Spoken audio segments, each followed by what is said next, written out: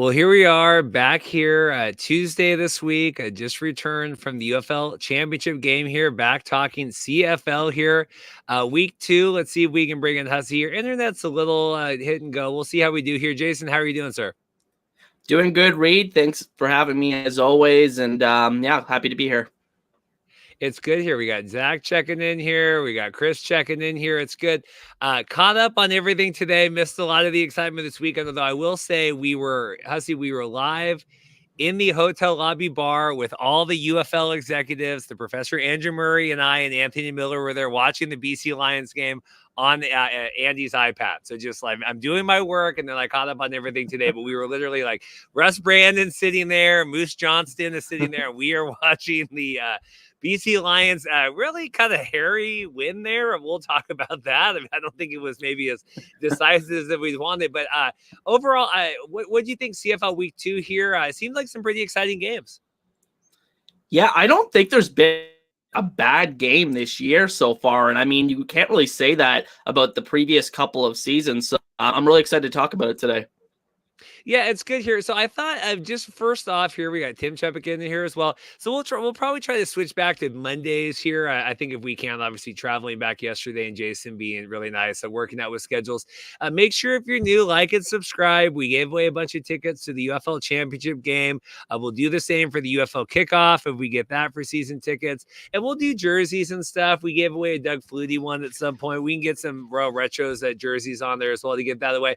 But I thought today, first off, and we'll obviously go game by game on here, but I thought Mike's got his power rankings up here. I thought this might be just kind of a cool conversation starter here over at Sports Illustrated. I know Anthony is well on there, but the interesting thing to me, Jason, obviously Montreal Alouettes number 1. Maybe that's no surprise here, but Winnipeg Blue Bombers. What a time in our lives here. Winnipeg ranked 9th in the power rankings. What do you think about that? I personally would still not have them 9th. I know they, I definitely would have the Elks below them, personally, based on what I've seen. I mean, Winnipeg, has had a couple of rough weeks, but I think they deserve the benefit of the doubt more than almost any other team. And they have their problems, like I said, but I think that they'll bounce back probably this week. Well, we'll see. And when I pulled up over at CFL.ca here to kind of get everything, of course, now I can't even pull up the site. When I switched over here, I mean, the first thing is what's going on with the Blue Bombers. I tweeted, I mean, this feels like a lifetime ago here on Thursday with the Redblacks game and the weather delay and all that. Like, I mean, I've prayed for a time like this in the West where Winnipeg's 0-2, can't score. Zach looks human. Injuries here, and now we've even seen this week even more, right? I think Oliveira's not practicing. They got a lot of guys out. I saw Farhan, or I think it was Farhan tweeted about like, is it just time has come for the Blue Bombers? I mean, what do you make of this? Well, I definitely think that, they've lost some of their core pieces. Jamarcus Hardrick on the offensive line, Jackson Jeffcoat on the defensive line. But also, like you said, age, I think, is starting to catch up with them a bit. They don't have the same margin of error that they once did. I think that, they have to have that high-level play from Zach Collaros and their other stars on offense in order for them to, have success. And they just haven't been playing very well through 2 weeks. Zach has just looked probably the worst 2 games I've seen from him as a Blue Bomber through the first couple weeks. He's probably most definitely been the worst starting quarterback in the CFL statistically through 2 weeks here. So, I mean, if that continues, I don't think this team is going anywhere. And, it was weird to me because obviously the Redblacks home opener Thursday, I watched that live kind of through that whole weather delay and all of that, which is really weird. Like, is Ottawa just like in the storm front? I feel like every other week we have a weather delay in Ottawa. Is that the case here? Andrew Murray, the professor, checking in here back in San Diego. But like, it really feels like the Redblacks have a lot of weather delays. Well, they definitely do. I think that, they like, I always make the joke and everybody always makes the joke that it rains every Redblacks home game. But in terms of like the meteorology of it, I'm not completely certain that, Ottawa gets more rain than others. But I think, just based on the game days, it's been pretty interesting to see what's happened the last few years with the weather there in Ottawa. Yeah, it's weird. It used to be that it was like the Marshall Ferguson curse, and now it's I don't know if that. But my point is like even in that game, and Winnipeg tied it up right at one point there, and like it never felt like Ottawa was in danger. Like it felt like I don't know. To me, I felt watching that like we're going to win this game. The Mariners have had some games recently with, and not that Winnipeg you would traditionally think is an inferior opponent, but at least in that game Thursday they felt inferior. It never really felt like they were in danger. Zach had the interception. They got called back because of defensive pass interference, immediately throws another interception. Like it just really felt like nothing was there. I know they did the weather delay. I'm like, let's just call this game. I mean, and I know they came back and they had kind of the Hail Mary there at the end, but I'm like, let's just call this. It's 2 minutes left. It never really felt like a Winnipeg had any chance to get anything going. Yeah, I thought Ottawa looked very composed throughout this game. I thought that Drew Brown looked like the veteran quarterback out of these two in this game. And, I really wasn't scared for Ottawa. I was pulling for Ottawa, obviously, just to see something different in the CFL from what we've seen the last couple of years. And, I wasn't too concerned with them being able to hold on to the lead other than right before the rain delay when Winnipeg started to get a nice looking drive going, but then the game was halted for a better part of an hour and just didn't happen, right? So, in terms of Ottawa here, and I guess we'll start talking about them, but we can go reverse, chronological kind of through the weekend, just since we're on it. But, we have Drew Brown now. We're not dealing with Mazzoli at some point and getting hurt last year. Dustin Crum is back to being the short yardage guy. Like we're seeing really good defense. It feels like from Bob Dice. Like, is this kind of the vision that the Redblacks are always supposed to be? Yeah, I think that Drew Brown, if they were going to reach their highest potential, Drew Brown had to step up and be the guy. I think from what we've seen from Drew Brown at the CFL level, especially last year, he's looked very like a high level quarterback in this league and a guy that could potentially be one of the best quarterbacks in this league. I mean, look at last year, just statistically alone, touchdowns, 0 interceptions. Again, did not throw an interception in this game. And that's really key for Ottawa. They have not been able to avoid those turnovers from their quarterbacks the last few seasons. And I think, that's one thing that Drew Brown has always excelled at. You look back to his college career, they brought that up on the broadcast. That's always had a good touchdown to interception ratio. And I think, he's a guy that's willing to take chances down the field. I think they have a really well-called offense now with Tommy Condell, the former offense coordinator for the Hamilton Tiger Cats, being there. Braylon Addison's there from his time in Hamilton. You're starting to see similar concepts. Braylon Addison took a couple of snaps out of the backfield in this one. I believe the first play of the game from scrimmage was a handoff to Braylon Addison playing running back. So you're starting to see some of those concepts creep up from his time in Ottawa, for his time in Hamilton, that is, in Ottawa. And I think, maybe Condell just needed a fresh start and to get out of Hamilton. And maybe he's going to have a great season calling plays for the Redblacks. Question for Drew Brown, and obviously with Winnipeg last year in the secondary role here, do you think it's, and obviously we saw him last year, Coleros and all that stuff. And then now, is there just one of those, like, there's not enough tape on him? Because, like, we saw that with Dustin Crum last year, and he kind of had a couple weeks where it was like Crum sanity or Crum mania, and then it kind of came back down to earth because teams, is this just like we haven't seen enough of him yet, and we're going to game plan about that going forward? I'm curious kind of your thoughts on that.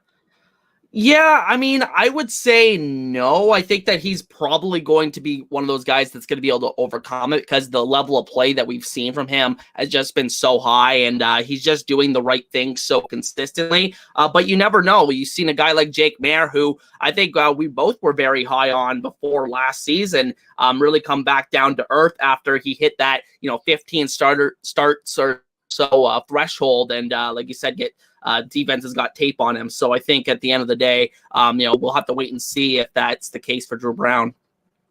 Here on the Winnipeg side here, Zach with a couple of those interceptions, like we said, he had the one that got called back immediately, throws it over again.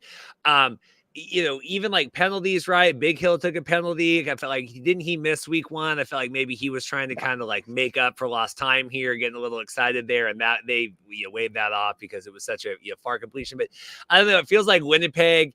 I don't know if their confidence is shooken. It just feels like, okay, now we're trying to make, we're almost trying to play in spite of whatever and coming up with some of those mistakes. Yeah, I think that Zach just looks like he's, they've had opportunities to make plays. They've had open receivers, and it just seems like they're just a little bit off. And like I said, you can't, they can't afford to have those mistakes from him at this point because their defense isn't as good as they used to be. Their offense is missing key contributors right now. Oliveira, out of the lineup.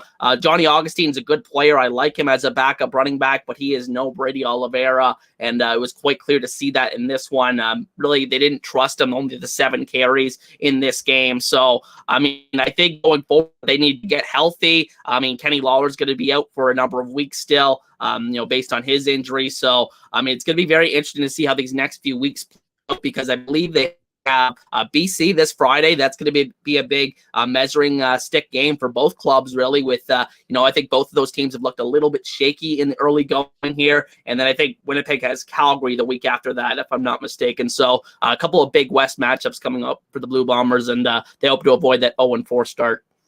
Well, and we'll talk Calgary here, but Calgary looks like they could be one of the best teams in the league. I don't want to. I saw Daniel Austin, sometimes friend of the show, tweeting about them last week. Kind of feels like the West is running through them, but we can get to them in a little bit. But yeah, a couple tough matchup. Augustine here, getting action. Obviously, the touchdown and all of that. We're making up for Oliveira not being in there. Like you said, a lot of guys injured this week. Like I just don't know where that relief comes here. Like you said, Kenny Lawler being out. Like it just doesn't feel like they're 1 week away of okay, let's get a couple guys back in here. It's going to make a difference. Yeah, I agree. I completely agree. In terms of Ottawa defense, really good. Keeping Winnipeg under wraps with that.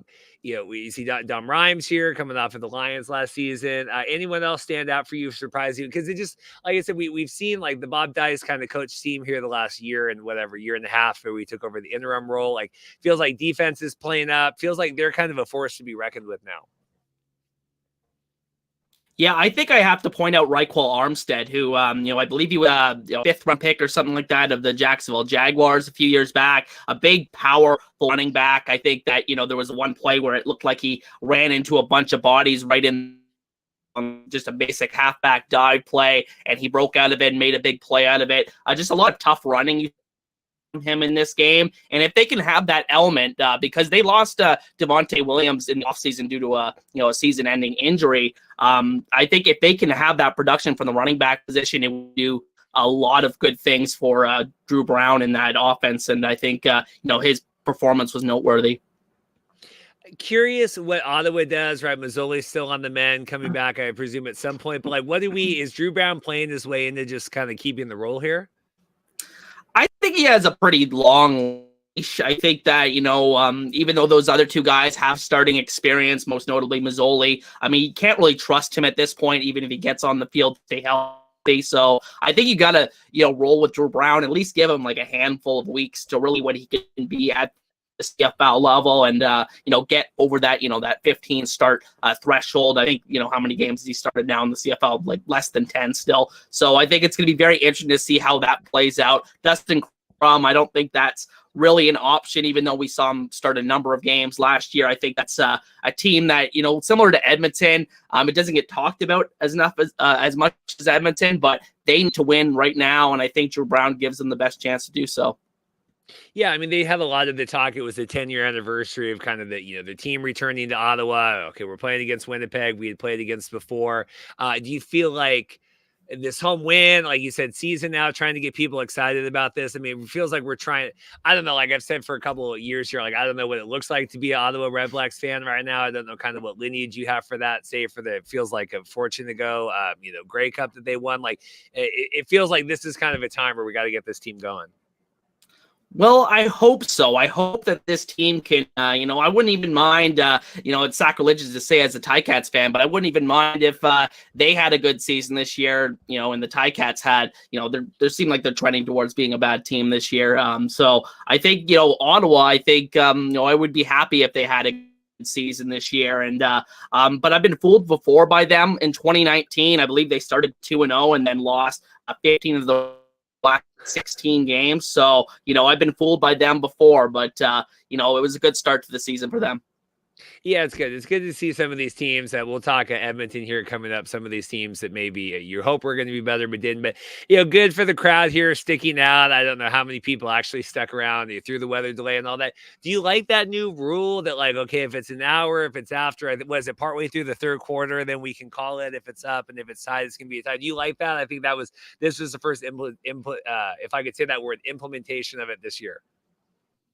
Yeah, I'm not too sure the specifics on the rules, but I do know it was very close to being called. I remember they were saying like they were really debating it on the TSN broadcast whether or not they were going to go back out there and finish the game. I think that they have to call it after a certain point. It sucks, obviously, and it's not necessarily fair. It would have been really, really unfortunate in a game like this that was still hanging in the balance, a one-score game. I believe there was actually a game called back in, I want to say 2017 or 2018 or something, between Montreal and Saskatchewan, where the game was called midway through the third quarter. I think that was a 2-score game, but still a lot of time left. And I thought that was, it's really unfortunate that it didn't get to finish. But at a certain point, you have to call the game. And I don't think the CFL has, the financial resources really to, reschedule the game to a different date to finish out just a part of a game. So, I get it from that perspective, from the league's perspective. But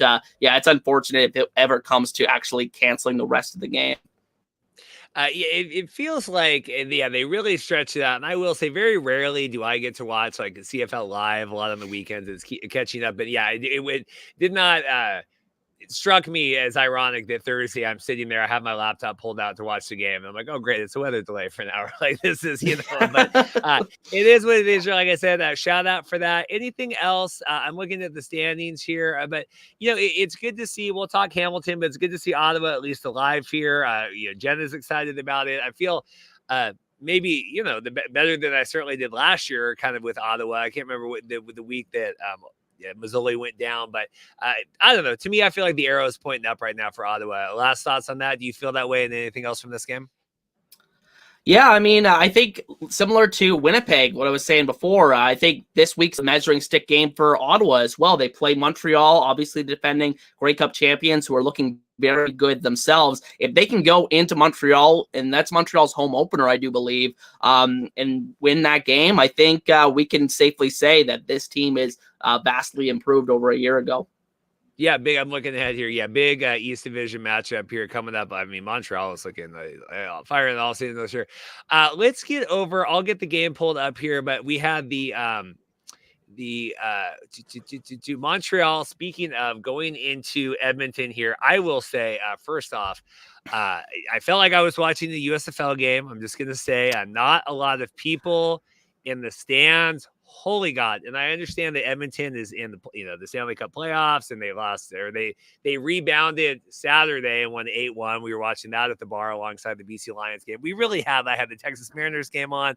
I had we had the CFL and then that, but there was like 2,000 people. I mean, that was like, this is like rough times for Edmonton right now. It's tough to see them struggle like this. It really is. And I mean, like every game, it's similar to Ottawa. What I was just saying about Ottawa, it's like you're pulling from the get it going. Get some wins for those fans, and hopefully get some positive momentum back. They keep shooting themselves in the foot, and in this game, I thought they played well. I think there's no question. You look at them through 2 weeks, the Elks are improved, especially on offense. But the turn of the game, when they had a chance to take the lead, there was a one-score game for a lot of the second half, and they just turnovers at inopportune times and penalties at inopportune times, and I think that's ultimately what did them in. I thought they played overall, just a grand view of things, I thought they played really well in this game, but they just couldn't come away with the key plays to win. I thought both quarterbacks felt pretty uncomfortable. I thought saw Cody get knocked down quite a bit, McLeod as well. We talked about that preseason and everything of, do you have Trey Ford in there? Do you have McLeod in there? A 28-42 throwing for a lot of yards, had the 2 interceptions there. Lots of debates we've had with MBT and everything on here. Is he... Are the Elks winning with Trey Ford? Are they not? I don't know at this point. What's your thoughts? Well, I mean, McLeod definitely has moved the offense better from a passing game perspective than Trey Ford. But one thing I want to point out is Kevin Brown's been pretty quiet through 2 weeks. And I think a lot of his success last year. He's a great player, but I think a lot of his success last year down the stretch was when Trey Ford came into the lineup, because they had to account for, Trey Ford keeping the ball and, edge. And I think that Kevin Brown got a lot of open run lanes. And when the Cloud in there, that's the polar opposite. I think that, he's a guy that, he's get the ball out quick, trademark, quick release and everything like that. But, he's not going to be the guy that's going to really, help your run game in that way. So I think, getting Kevin Brown going is going to be a big thing for them in the next few weeks. They're going to have to be a little more creative in that regard, but I don't know how much they can do with McLeod back there from that perspective. But I do think their passing game looks very good. I think that, some of the receivers are looking really good. I think Eugene Lewis has been a bit of a disappointment this year, the first couple of weeks, considering he missed most of last year. I thought maybe he's going to come into this year really hungry and create a lot of big plays. Obviously, there's still lots of time for him to do so, but I think, other guys in that receiving core, Gittins, clearly McLeod Bethel-Thompson still has a lot of good chemistry with him. Hergy Mayala is the guy I wanted to talk about, because the first year I started making YouTube videos in 2021, I always did the, season predictions for the awards and everything like that. And I actually picked him to win Outstanding Canadian in 2021, because in 2019, he joined the Stampeders like halfway through the season and had like 7 touchdowns or something like that in half a season. And I thought, okay, second year in the league, with improved training, I think he's going to have a big breakthrough year, and it just never happened. And he's bounced around to a couple of different spots since then, Montreal and then Hamilton last year, and then comes into Edmonton as basically insurance, and I believe that's what Dave Campbell said. And he won a job, and he's looked very good, and he's a big part of this offense in the early going here. So really happy to see that from him. Dylan Mitchell looks like he's primed for a bounce back year after an underwhelming last year. So there's lots to love on this Elks offense, but I think, their defense is what I have a bigger problem with. And again, the turnovers on offense are really the one key thing that has really shot themselves in the foot. Yeah, I wanted to co-sign you with the Kevin Brown here, because I remember, because Wilder got hurt, whatever, with partway through last year, or had to retire, and then they really were leaning on Kevin Brown. And I agree with that. And it was really halfway through the season, and it was kind of that Trey Ford. I think you're completely right, and it felt like finally that was kind of the back they needed, because it was such a drop down for Wilder with all of that. Was it Gittins Jr. that had the, or excuse me, no, it wasn't on the Montreal side. I'll get to that in a minute. I got another story about that, but no, my other thing was, and I was sitting there watching the highlights again this morning with McLeod, and it was so funny because, he's sitting there getting paid like $500,000, and he's looking around, there's like 15 people in the stands, and to juxtapose that with BC, and they've got the sold out, and like, okay, well, what did it cost to get 50 Cent in there? But you got 50,000 people buying popcorn and stuff, and I'm like, McLeod's they're making $500,000 with not a soul in the stands. Like, just kind of a really weird dynamic, I think, for Edmonton right now, at least on that side as well. But yeah, there's good pieces here. It just feels like, I don't know, man. I see Chris Jones after the game, and he's walking over and shaking Jason Moss's hand. Like, I just don't know. I don't know what the future holds for Chris Jones. Well, I mean, got to give credit to the 3 Down Nations guys. I was listening to their podcast the other week, and their prediction is, after week 5, that's when Chris Jones is going to get let go, because I think they have a week 6 bye, and, they don't look like they're going to be a team that's going to be able to string many wins together till then. And I think, it's very realistic that they can still have 0 wins by then. And ultimately, that's probably a good time to make that change, because, as point, the losses just keep piling up. It doesn't matter what state your team is in. I mean, it's like remember Hugh Jackson when he was with the Cleveland Browns. I mean, I think 1 win over 2 years. They had that whole process that they were doing, but I think at the end of the day, you have to win some games, and Chris Jones just hasn't been doing that in the last few years, ever since he came back to Edmonton. Well, yeah, and I mean, we've talked about this before, but at some point, it's the definition of insanity. And you've had Chris Jones there, and you've given him the time. And I remember, because it was a huge deal when he came in. Like, obviously, the history of all that stuff. But I remember, like, Rod, and everyone was going crazy about all that. And then now it's insanity, and the trade for thing. We've talked about that, and whether it's personality or otherwise. But like, now you're buying McLeod to come in to kind of like offset, and put it, okay, now we're doing this, kind of kick the can down the road. But at some point, you've had enough. And I love him, and I respect him, and he's been on the show, and he's a great coach. But like, I mean, I think it's very obvious, like, okay, we're going to bring this in and do a big splash, but if you're not changing anything else, and if that wasn't, if the answer that you want is under your nose anyway, and you're just too foolish or blowhard or mentality, whatever, to see that, like, I can't help you at that point. But I would have loved to have seen Trey Ford get all the snaps, come into this season and be ready to go, as opposed to further delaying all this. And then Chris Jones gets out of there. Then you got McLeod. It's like lame duck quarterback situation. Like, I just think that makes to be a mess. And like, McLeod will be fine, right? Like, he's good and set and, career wise and life wise and everything. But then you're leaving Trey Ford here languishing. Like, I don't like that. I just think it's kind of set up for failure at this point. Yeah, I feel the same way about Chris Jones. Love the guy as a person. I'm happy that he's in the league, but I think his time as a head coach in this league, like he, went off to a great start when he was with Edmonton, won that Grey Cup, but he also had, a star level quarterback in Mike Riley. And I think, he didn't come into this situation with an established quarterback. And I think that's a big part of the problem. This team just can't decide what direction they want to go full time at quarterback. Think, it's going to be very interesting to see what direction they go with the next head coach, assuming that Chris Jones doesn't, make a massive turnaround here. I mean, do they go with more of an inexperienced guy, one of the up and coming coordinators around the league, or do they go with, a guy that's been a head coach before? I know those guys aren't hanging around too much, but, it's going to be very interesting to see because they're in a very dire situation. And I'm just very interested to see, what the new owner, which by the way, this team may get sold in this season, according to Dave Naylor. It's going to be very interesting to see what the ownership group decides to do once they come in. Well, and we talked about this before, but in any other situation where you had a GM that's kind of keeping an eye on things that isn't Chris Jones, and you have ownership that isn't in flux, and we're trying to sell this, like, I think that there's just a lot more scrutiny on what's going on. Where, I mean, obviously there is, and it's a lot of eyes on Edmonton, but I feel like you would have a lot more internal pressure there as well. And I just don't know the power dynamic there, but I have a feeling like, like I am president and teacher, and I'm here, or principal, whatever. And like, I don't have to really deal with anyone, and they're they're worried about all the sale. And I don't know, it just feels like a mess. On the other side here, I mean, Cody Fajardo, I mean, the Alouettes look phenomenal. And I know Tim's happy about that. He says Grey Cup banner unveiled Thursday. I'm sure there'll be plenty of and like all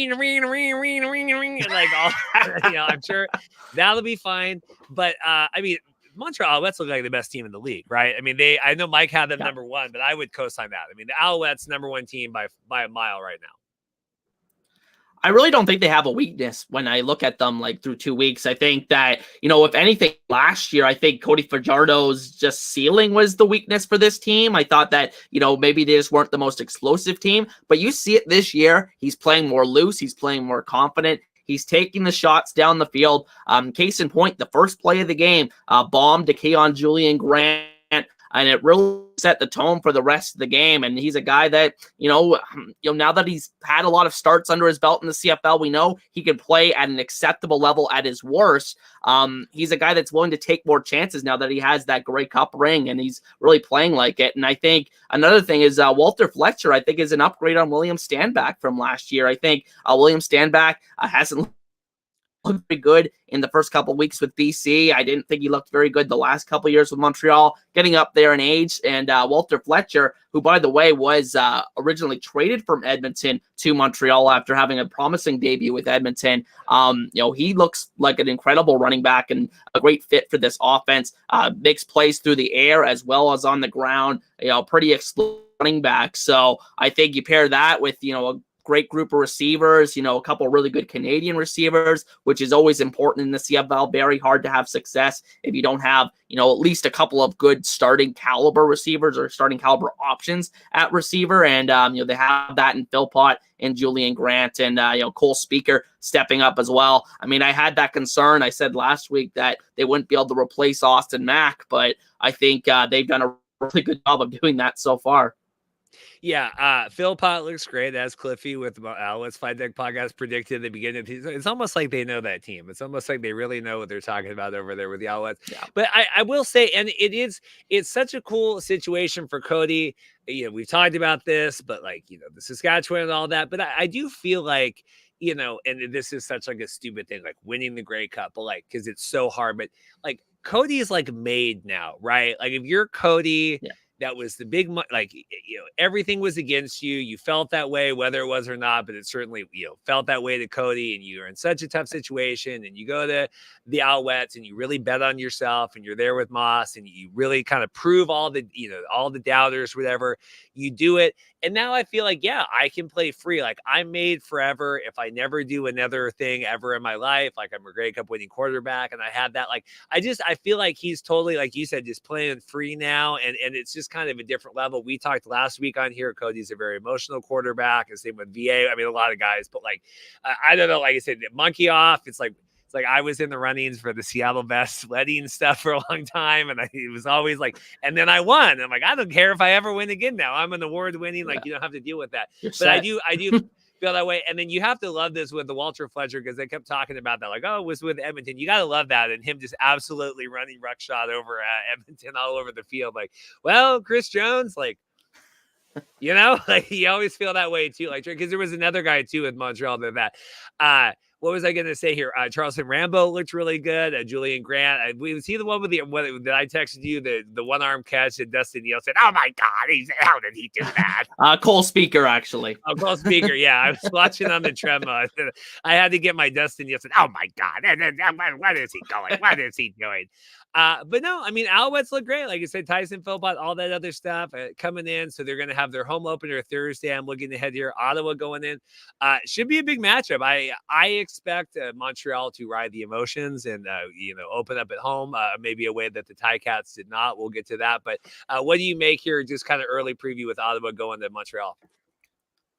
Yeah, I mean, I'm very interested to see how the Ottawa Redblacks offense plays against the the Alouettes defense. I think that one thing I wanted to bring up is the Sean Lemon situation. I think Dave Naylor said his arbitration date for that gambling suspension is set for early July, so we could play up to 4 games before that. And he's clearly, when you watch him, he's clearly a difference maker out there still. Like, even at his advanced age, he's a guy that makes a difference for that team. And so, with him out there on Thursday, I think that it's going to be very interesting to see how those Ottawa Redblacks tackles do in that situation. And, I think, Darnell Sankey, another guy that I had a really good game in this one, having his first full season as an Alouette. So I'm really excited to see how that game plays out, and I'll be watching it on Thursday. All right, so let's move on here. Let's go the big, and like I said, we're watching this up. You never doubt the. I would have loved to be at this game. I'm like, well, I gotta do the championship game stream and all that. But we did go. Just to put in perspective, not quite Grey Cup numbers. I think we had like 3,500, 4,000 people. We had like 67,000 people for the Grey Cup shows. It's slightly different for that, but it was good to get all that. First off, so obviously we had the 50 Cent thing, which was cool. Have you been tracking all of the kind of controversy where like people came for the concert and didn't care about the game? Have you been tracking any of that on Twitter? Because I think that was kind of an interesting debate. We don't have to go super far on it, but I do think it's interesting. Like, we're bringing people in. Are they staying for the game? Is that better? Is that worse? Like Amar Doman kind of buying attendance. Any thoughts on that? Yeah, I do have thoughts on that. I think that, I hate the negative discourse around it. I think that, nobody, I'm not one of these CFL old heads that agrees with everything the league does. I do think the league has to change some stuff. But when they do make a good thing, can't we just celebrate that they did a good thing and they're making the extra effort? I think that, obviously a lot of those people left like after the concert. I think a lot of those people, it's the same thing with, anytime there's a big, music act playing at a sporting event, a lot of people are just there for that. But even if they retain 1% or 0.5% of those people that came, I think it's worth it because you did get increased exposure and, it just be able to put out that attendance number. I think it's absolutely worth it for the BC Lions. And, I definitely don't agree with the negative, comments that I've been seeing from people on that.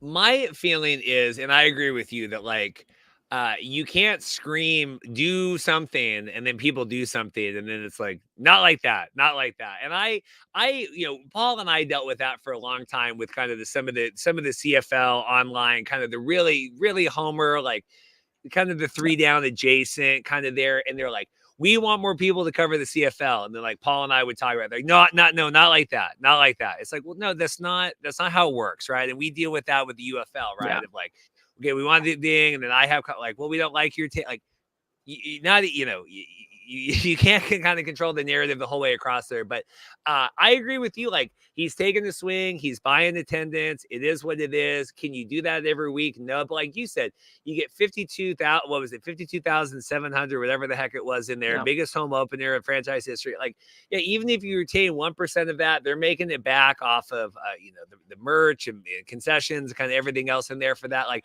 I think you have to applaud that when people are taking swings, because not all ownership is either willing to do that or equipped to do that. Like, I think you need to take that, and especially this season, with BC being in the spotlight, hosting the Grey Cup and everything. I mean, I think you need to have an owner like a Mardoman that's willing to kind of take swings like that. Did we lose you? Yeah, 100% agree. I think that it's going to be interesting to see. Sorry, you're good. Okay, sorry. I was just saying it's going to be interesting to see, if other ownership groups around the league, when the new Edmonton ownership groups around the league, what they try to do to get fans in the building, because I think this is a good template to at least try to temporarily boost attendance, and I think it'll be very interesting to see like I said, what other teams do, because I think Amar Doman is doing great things in BC. I don't think he should listen to the haters. I think he's going to put on a great Cup festival this year, and I think overall, if you look at the Lions attendance, it is up over though. I think ultimately at the end of the day, I think the Lions are doing good things. Yeah, and also last thing on that, just like you said with the other ownership, it kind of puts a target out there of like, hey, this is what we're doing. I mean, it kind of encourages other people to do stuff like that. I don't see, and again, Montreal Alouettes ownership, great. I don't see them boasting any big big concerts or anything like that thus far here. Let's see how your internet holds up here, Jason, as we kind of get into this. BC felt very close to losing this game. Like, we watched it live. We watched the highlights today. Calgary looks like the better team, I thought. Kind of general overall thoughts of this game, and then we can dive down into some players. Yeah, I mean, there's never necessarily a good loss, but I think Calgary looked very good in this game. I think that you're starting to see those good signs from Jake Maier again. I think that is so important for this team, obviously, for them to have success this season. And I think the receivers are starting to make plays. I think Jalen Philpott being back out there, that is huge for this team after missing all of last year. I think their defense still not taking the ball away. And I think that was really the difference in this game, is that one interception that Maier threw, which was his fault, granted, because he did kind of aim it. It was a short pass. He aimed it a little too much, went a little high, deflected, and was intercepted. So I think that was a big turning point in this game. But I think otherwise they were punch for punch with BC, much more competitive in this game than they were a year ago. And I think when you look at the history of the last couple of years between these two teams, BC has really took control of this series, and it's been really one-sided. So I think Calgary should hang their hat on that and be able to come out next time and potentially get the W against them. Like, to me, and like you said, way different than maybe kind of last year, where Calgary's coming in, chalk this in the win column. We're at home. Like, I'm scared of Calgary right now. Like, I watch these games and I watch the physicality, especially the physicality they run as well. Like, Calgary really scares me in a way that I've said before on here, and kind of the softness of BC. Like, Calgary just looks really impressive. And then I know we've talked like, well, like what did they change in the offseason? Like, what did they move? Like, it just feels like a totally new breath of energy are there. I don't know. To me, they feel like they're firing on all cylinders, and maybe I don't know if that's a bad thing and just how long the CFL season is, but it feels like they're at least cresting pretty high right now. Well, I think the biggest thing for them is that, their biggest addition was the players that got healthy over the offseason, because I think this was the most injured team. Quote me if I'm wrong, but I think that, correct me if I'm wrong, I should say. But I think they were the most injured team by the end of last season, the most players on injured reserve. So I think that, just by that alone, I think they should improve. And I think we have seen that through a couple of weeks. I think BC, you're also seeing the opposite side of that because they lost a couple of players in the playoff game last year against Winnipeg. TJ Lee, longtime leader in that secondary. Secondary didn't play terrible in this game, but I think they're still missing him back there. And then Keon Hatcher, I think, missing him, I think he arguably was their best receiver last year. So I think that, having those two guys missing right now for BC, they just a little bit of that upside that they did and that explosiveness that they had last year. So, I think that it kind of closes the gap between, the bottom teams in the West and the top teams in the West. Well, I think if you look here, even in Vernon's kind of receiving core here, Hollands and McGinnis getting kind of the bulk of that, but it doesn't feel like it's spread out maybe as it normally used to be with that, where it felt like VA had 5 or 6 targets that he could really go to consistently. McGinnis, I think, has looked really good. Hollands had the ball basically in the breath, like over the shoulder, right in his hands, bounced up, was almost picked, came back and got the touchdown later on to kind of make that up. But you have to catch that. You can't. It's hitting him in stride. Perfect throw from VA. Stanback here trying to get something going. I agree with you. I don't know if Stanback, we talked about this last week with the, Vernon bringing him in and the friendship and all of that. And then Vernon still taking way too many hits here. I don't love how you have Vernon as the short yardage guy. I know Prukop was playing right with Edmonton, right, in my fever dream with all of that stuff. But I don't know. To me, there's way too long of a season. That'd be Vernon having QB sneaks here in the second game of the season. Yeah, absolutely. I think that, VA is not the biggest guy either. He's not a guy that you want take. Like you said, I think, he's a valuable player for this team. He is, has really become and grown into this team's franchise quarterback, if you will. And I think, he's still playing very well. I think that's a good sign. I think that, he's still playing at a, sustainable level that he did last year. So I think that is a really good sign. But I think at the end of the day, like you said, they're not spreading the ball around like they used to in that receiving core. A couple of rookies, Aiden Eberhardt, he had the nice reception in this one, but besides that, didn't have any other targets. Travis Fulgham, I think he was a guy that was a draft pick and got some playing time in the NFL, but he got a lot of targets in this one, didn't take advantage. I can't remember if those throws were just off from Vernon or what, but I think, want to see more production out of those other guys in the receiving core. And I think, they just look like a less potent offense this year than they did a year ago. I think their defense looked better this week. I thought against Toronto, they looked pretty poor defensively. But this week against Calgary, they were able to stop the run, which is something that they've been lamented before for not being able to do, especially in those matchups going up to Winnipeg. So I think, the additions of Christian Covington up front, that's really going to help them in that regard. He had his first career CFL sack in this one. And if you didn't know, he's actually the son of Grover Covington, who is the CFL's all-time leading sack leader, who played his entire career with Hamilton. So good to see that from Covington. Hopefully that continues as he gets more adjusted to the CFL game after playing a long time in the NFL. So I think there's some good signs for BC, but I think at the end of the day, they need to still show that upside, and a big test is coming up this Friday against Winnipeg.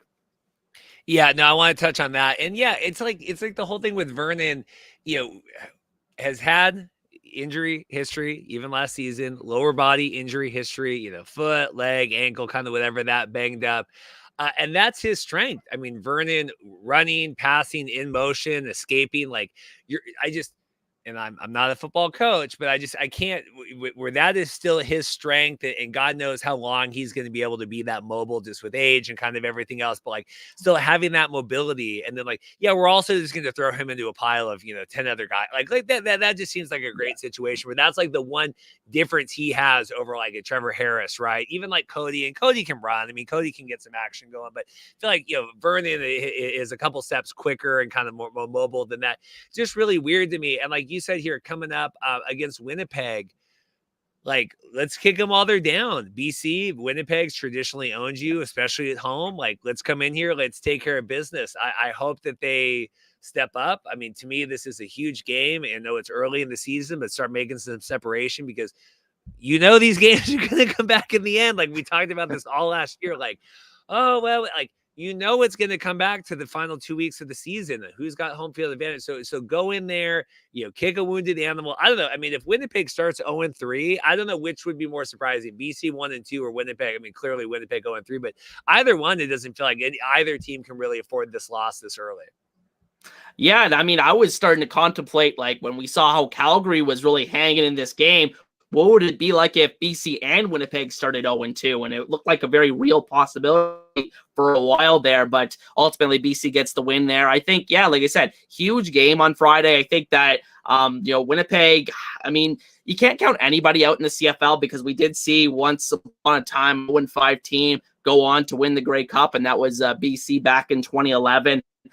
So things can happen in a small league like this where it's relatively easy to make the playoffs and, get hot at the right time. But I mean, you don't want to start 0-3. I think you don't even want to start 1-2 if you're the Lions, because it's going to be a very tight race, because we'll get to them in a minute. But Saskatchewan also looking very good despite playing kind of sloppy the first couple weeks, but coming out with a couple of victories. So yeah, it's going to be a very interesting year in the West. Last thing for me, and we were talking about this, I was talking about this with Andy and Anthony and kind of the whole BC of it all. Like, I love Rick Campbell, and, certainly BC has had a lot of success, but like, I don't know here. I mean, you got to see, and especially with, hosting and everything this year, but like, I just feel like they've had so much talent on their roster the last couple of years, and the big addition here is stand back, and we kind of went poo-poo back and forth about that and this whole Prukop thing. Like, I just don't know. He's not on a short leash, but I feel like he should, like, I don't know if Rick is the guy here to get them over the hump later on. I don't know. I'm curious if you have any updated thoughts on Campbell, because we were talking about it. Like, I don't know if it's a coaching style, if it's whatever. Like, it always feels like a little too lax. Like, I get that he's like a hard edge guy, but it doesn't feel like it always comes across that way. I mean, I've debated with myself for years whether or not Rick Campbell is a good CFL head coach or not. I mean, he did win a Grey Cup with Ottawa, but that team, let's remember, was 8-9-1, I believe. They had a losing record that year. They had a couple of good years in Ottawa where they had a winning record, but otherwise, I believe they had a losing record over the course of his tenure there. And then it comes to BC, they have Mike Riley at the beginning, have a disappointing year. And then, I think because of the, because he was a first-year head coach, they didn't let him go after that first season with BC, and so he kind of catches fire. 2 years ago with Nathan Rourke, and then last year he has some sustained success. And I'm thinking, oh, maybe he is actually a good coach. But you always wonder what schematically does he bring to the table. I mean, I think he's more of a defensive guy if you look at his background, but I don't think he doesn't call plays. I don't think he's a guy that I don't think he's a guy that like innovates very much. I think, I'm obviously not inside the locker room, but I don't think you're seeing the adjustment mid-game with him. And I think, like I said, I've always debated with myself whether or not this guy's a good coach, because I think he's really that, middle line where it's like, if you're better than Rick Campbell, you are a good coach. But if you're worse than Rick Campbell, I think you probably need a new coach. No, I agree. I think that's a really good. I appreciate you kind of being as just eloquent with that, and kind of, I don't know, just because I agree with that. Also, to me, Ryan Phillips kind of questionable right now, where it felt like he was kind of the hot shot coach, and kind of the coach in waiting and all of that. Like, I don't feel like BC's defense is like exceptional, and obviously he got promoted last year, right? He was the full DC, and then now, but I mean, people were talking about him taking over head coaching positions. Thoughts on him and just kind of that before we get to the last game?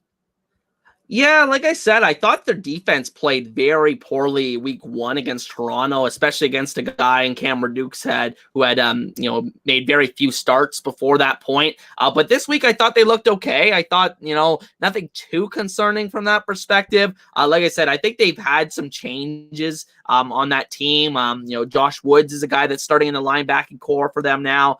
They kind of change the look to try to make it a more run-stopping heavy defense than they were more of a pass defense before. So it'll be interesting to see how it plays out over the course of the season. Obviously, last year you had the Donut Boys with those 2 shutouts against Edmonton, but it's going to be interesting to see how they play against some of these better teams and better offenses in the CFL as we go forward with the season. Last game here. Let's get to heartbreaker. Now, Hussey, Father's Day. We had a lot of a lot of talk about the UFL, the championship game being on Father's Day. Did you make it out to the Hammer on Father's Day? I did. Yes, I saw every single second of this one. And boy, it was a great game. I mean, from an objective perspective, it was a great game. But yeah, the Ticats always seem to be on the wrong end of these. So thoughts on this here? I mean, okay, let's start on the positive. Bo's back, right? Like Bo is officially, is he back? Yes, it kind of looks like it. It looks like you're starting to see, the numbers are there, obviously. Great numbers. Definitely the best game I saw from Bo in a long time, bar none. But I think just the physical health you're starting to see. I think he's moving around so much better than he has been the last couple of years. He's taking the deep shots down the field and actually connecting on them, because how many times have we seen last couple of years taking deep shots down the field and just, it's sailing over receivers' heads. So I think at the end of the day, this is the biggest positive to take away from this game. If you're Hamilton, you have other guys on this offense that are playing well right now, some that aren't playing well. Tim White, unfortunately, just had a couple of rough weeks. But like I said last week, I think, very inconsistent player. He's going to pop off one of these weeks for like 150 yards. You just know what's going to happen. But I think at the end of the day, some untimely drops. And I think, if they just make a couple of different plays right, I think they win this game, obviously.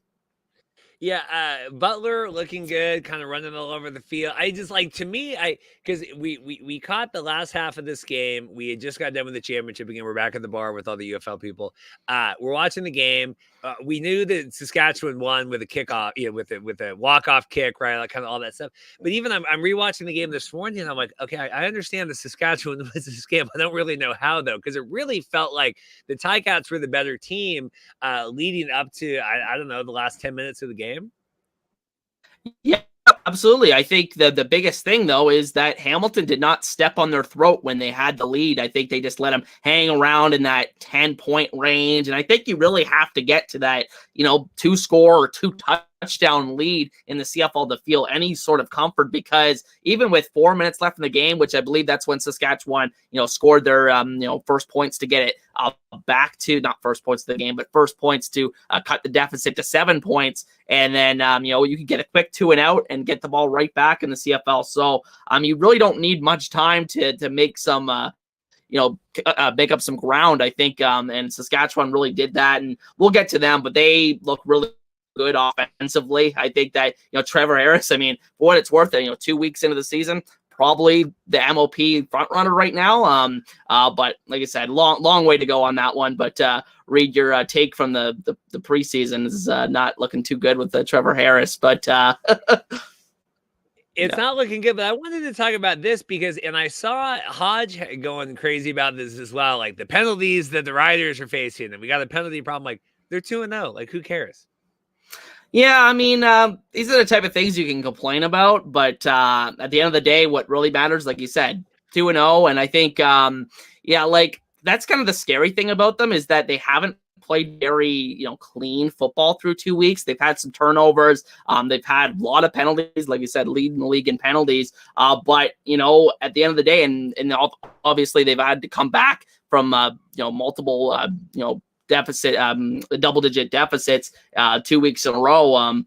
So they haven't played perfect football, but they're still 2-0. And I think, under a new coach, those things are going to be, corrected. And I think at the end of the day, Saskatchewan's looking pretty good here in the early going. Yeah, let's talk let's talk the AJ Oulette of it all. Like how is he looking here? I think we said first week he wasn't looking, maybe back up to form, but what do you make about AJ? Yeah, he's been pretty quiet the first couple of weeks. I don't know if that's because defenses are kind of loading the box against him, or Saskatchewan's offensive line isn't as good as Toronto's, which I definitely don't think it is as good. But yeah, just not the production you want to see early on this season, but the passing game is more than made up for it. I think you're seeing a lot of guys really step up and have really good chemistry with Trevor Harris. Jarrett Stern really had a big breakthrough game in this one. I can see him being a huge part of this offense now with Sean Payne left the game with injury, so we'll see if he misses multiple weeks. But I think Jarrett Stearns is a guy that's going to step up in his absence if he misses extended time and play a bigger role. Keon Schaefer-Baker, one of the best Canadian receivers in the league. We've seen that the last couple of years, and I think he's a guy that is more capable of playing a number one or number two receiving role in this league. So I think this is a team that has a lot of talent, a lot of flexibility on the offensive side of the ball. I think if their offensive line can hold up, which is the biggest question, I think this is going to be a very potent offense this year. And I think, Trevor Harris deserves a lot of credit for looking like he's in great shape at 38 years older than Reed. I think that he's going to be a guy that, as long as he's healthy, this offense is going to keep humming. So last thing here, we'll kind of round this out here, get out of here at the top of the hour. Hamilton 0-2 here. Like I said, I thought they looked really good in the game. I felt like Bo really gelling with the guys. I think he's good to be back, and obviously having a lot of rest here through the last half of last season, and kind of even if he's a little bit older here, okay, he's been able to kind of make some time, on his side, kind of rebuild all that. I think Hamilton looks good. Like I said, they're 0-2. Are they too far out? I mean, what do you make about that? Because to me, it feels like they can still be competitive here. I just feel like this game, it was an interception, turnover there right at the end, put them in field goal range, or else this is going to overtime and God knows what happens. It doesn't feel like Hamilton's an 0-2 team. Yeah, definitely. I think they've had some great moments in these games against Calgary. They made it a very competitive game despite not on their best. And last week, I thought they were the better team, or this week, I should say, I thought they were the better team. But honestly, speaking as a fan, I'm just so tired of them starting off the seasons like this. I mean, they've been doing this all my life, basically, the last 3 years in particular. So I think this is the third year in a row they've started 0-2. If they lose next week, it'll be the third straight year they start 0-3. And last year, they actually started 0-4. So we'll see if they do that. But, I mean, you can overcome it, like I said, in the CFL. You can make up ground, especially with a lot of the head-to-head matchups, but you don't want to keep digging yourself such a big hole. And basically, what it does, it doesn't eliminate you from making the playoffs, but what it does early in the season, it kind of eliminates you from that first place race. And I think that's going to be so crucial to winning the Grey Cup. It's very much easier just to win that one game and get to the Grey Cup. And you talked about it all the time with BC, that it's just much easier to do that and win a game at home than it is to win 2 games to get to the Grey Cup like Montreal did last year. So I think at the end of the day, I'm just tired of it as a Ticats fan. I think they need to start getting off to seasons better. I think they've lost this is going back to last week, but they lost 16 of the last 17 opening games of the season, something crazy like that. It's just been happening all my life, and like I said, I'm tired of it. Let's look ahead here. We'll get out of here. So coming up this week, like we talked about, Montreal having their home opener here with Ottawa, Saskatchewan as well, opening at home. You got this, already in the season, we got the home and home here with Hamilton going back into Saskatchewan, BC at Winnipeg, should be competitive there. And then Toronto's back.